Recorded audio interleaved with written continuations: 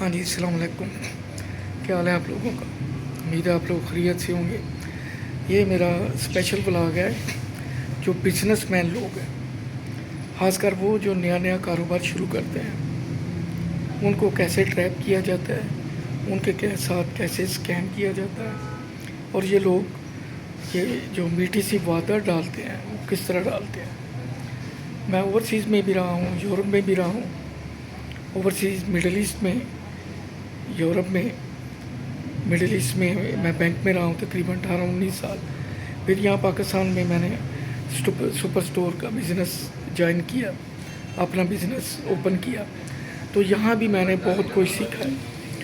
मैं आपको बड़ी ज़बरदस्त किस्म की चीज़ें बताने लगा हूँ कि ये लोग बारीक वारदात कैसे डालते हैं, ख़ासकर वो जिसका इनको पता हो कि ये इस कारोबार में नया नया आया।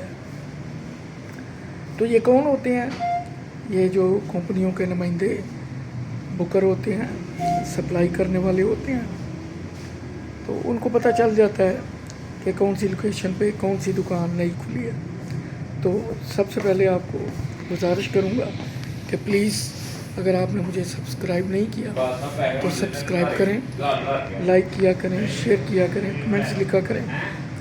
और ख़ासकर मेरे प्राइस बॉन्ड के व्लॉग्स बड़े कीमती हैं, उसमें बड़ी गोल्डन टिप्स होती हैं, प्लीज़ उन्हें लाजमी वॉच किया करें। अब मैं जो आपको स्कैम या ट्रिक बताने लगा हूँ वो कुछ इस तरह से है। ये मेरे साथ यूरोप में भी एक्सपीरियंस हुआ, वहाँ भी मैंने देखा और सुना।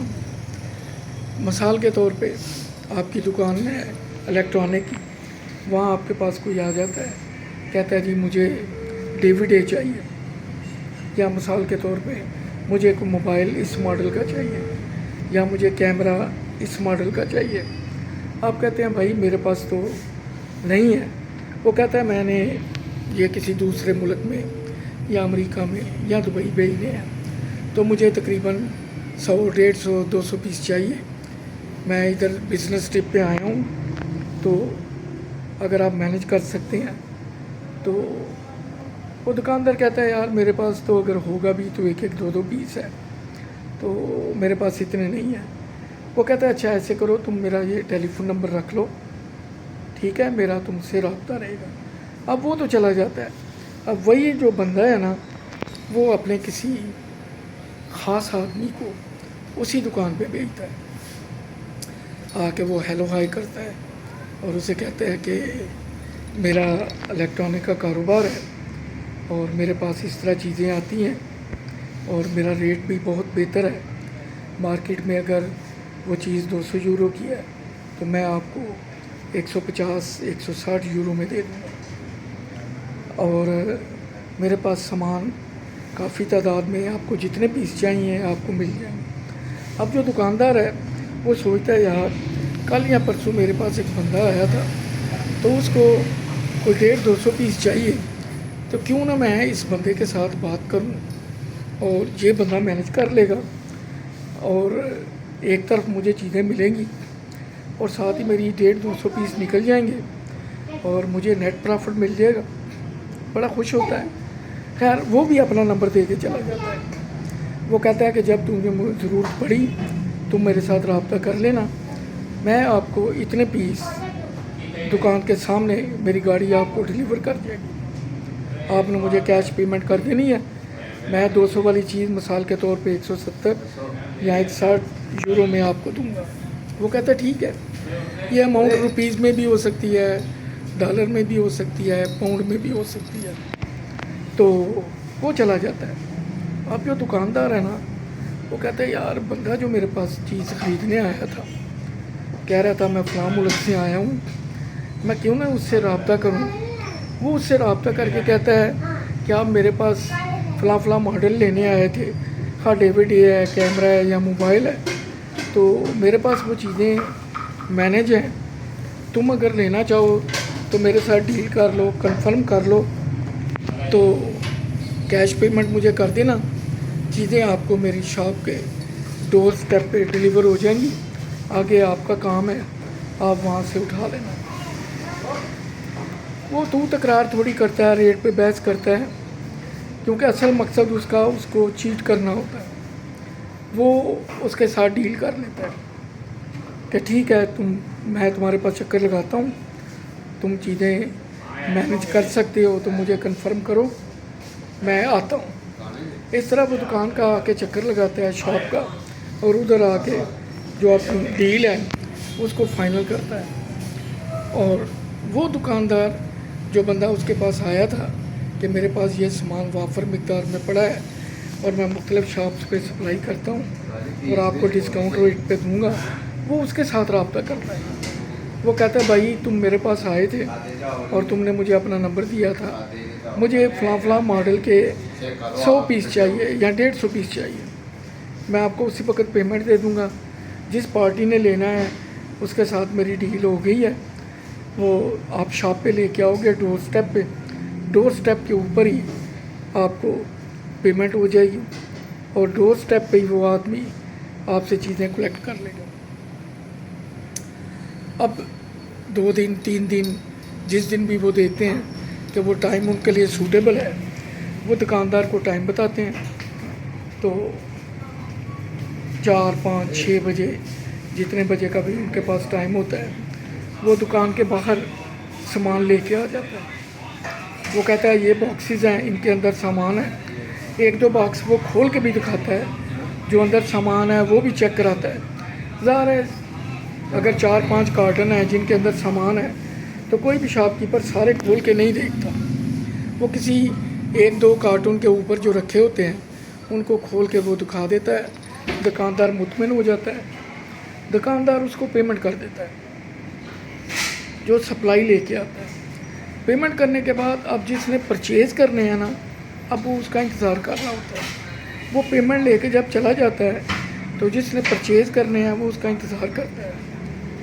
आधा घंटा गुजर जाता है, फिर वो उसको फ़ोन करता है कि भाई मैंने सामान ले लिया है, तुम्हारे ब्याह पे मैंने पेमेंट कर दी है, तुम मुझे जो को 500 यूरो दे के गए थे एडवांस, ठीक है, तो बाकी अमाउंट आप लेके फटाफट आएँ क्योंकि मैंने शॉप क्लोज़ करनी है, बिज़नेस टाइम हो गया है, तो आप आओ और आके अपना सामान ले जाओ।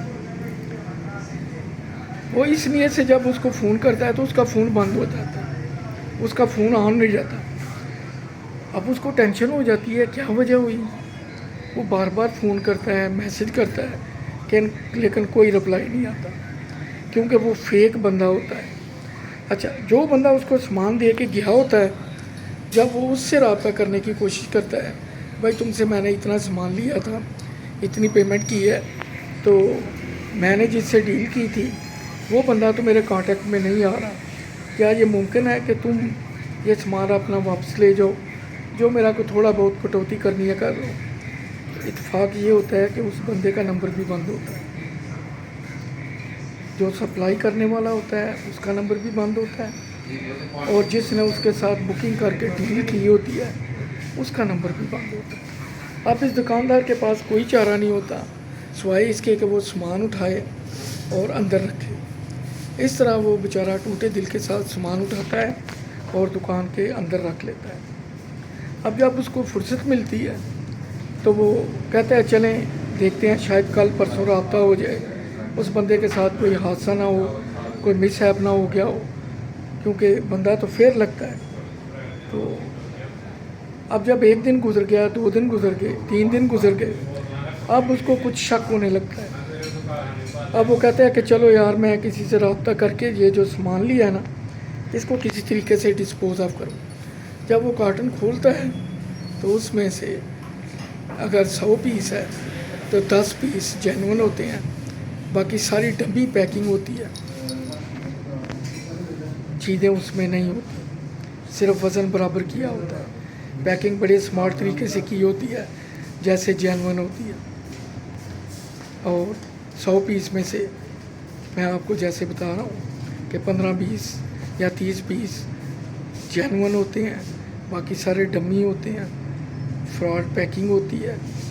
और अगर उसने मिसाल के तौर पे 5000 यूरो का सामान लिया है तो समझें कि 4000 यूरो उसका वो अमाउंट रियाल में हो सकती है, وہ اماؤنٹ پاک روپیز میں ہو سکتی ہے، وہ ڈالر میں ہو سکتی ہے۔ ایسا اسکیم پاکستان میں بھی کسی شاپ والے کے ساتھ ہو سکتا ہے۔ ولاگ بنانے کا یہی مقصد ہے، یہ میں آپ کو جینون سٹوری سنا رہا ہوں۔ تو اس بندے کا بیچارے کا لاس ہوا، وہ جو سپلائی کرنے والا تھا اس کا بھی فون بند، وہ بھی ٹریس نہیں ہو رہا، اور جس نے لینا تھا اس کا نمبر بھی ٹریس نہیں ہو رہا، اور وہ بیچارہ اچھی خاصی بلی اماؤنٹ انویسٹ کر کے تو اس بیچارے کو چونا لگ گیا۔ آج بھی کیونکہ میں سپر اسٹور سے وابستہ رہا ہوں، کبھی بھی کوئی آئے کہ جی میرے پاس یہ 8-10 آپ لے لیں، کبھی نہ لیا کریں۔ کوئی چوری کے ہو سکتے ہیں، کوئی گودام ٹوٹا ہو سکتا ہے، کسی سے دکان سے بھی اٹھائے ہو سکتے ہیں، کچھ بھی ہو سکتا ہے۔ تو کوشش کریں کہ کبھی لالچ میں نہ، کبھی اس طرح کے پرافٹ کا نہ سوچیں، ورنہ آپ کسی وقت بھی پھنس سکتے ہیں۔ مجھے اپنی دعاؤں میں یاد رکھیں، آپ کے کمنٹس کا مجھے انتظار رہے گا۔ لائک کریں، شیئر کریں، مجھے اگر سبسکرائب نہیں کیا تو پلیز سبسکرائب کریں۔ انشاءاللہ اگلے ولاگ میں پھر ملاقات ہوگی۔ اپنی دعاؤں میں یاد رکھیے۔ اللہ حافظ۔